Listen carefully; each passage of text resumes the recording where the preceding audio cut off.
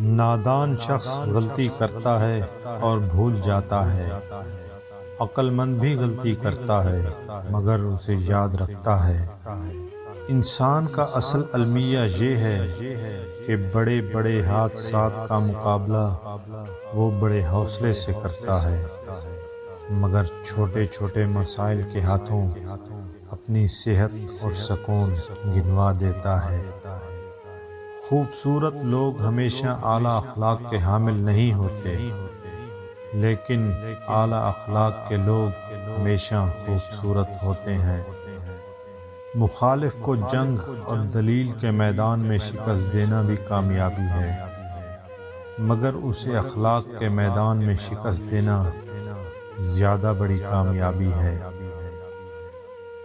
اگر آپ حق پر کھڑے ہیں تو آپ کو چلا کر بات کرنے کی ضرورت نہیں، اور اگر آپ حق پر نہیں ہیں تو پھر چلا کر بات کرنے کا کوئی فائدہ نہیں۔ جس طرح باہر کا اندھیرا انسان سے اس کے دیکھنے کی صلاحیت چھین لیتا ہے، بالکل اسی طرح دل کے اندر موجود تعصب کا اندھیرا بھی انسان کو حقائق دیکھنے سے روک دیتا ہے۔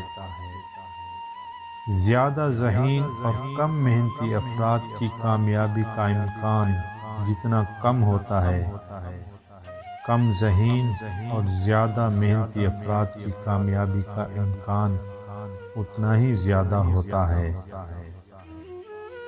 جس طرح دنیا میں تجارت بد اخلاقی کے ساتھ نہیں کی جا سکتی، بالکل اسی طرح جنت کی تجارت بھی بد اخلاقی کے ساتھ نہیں کی جا سکتی۔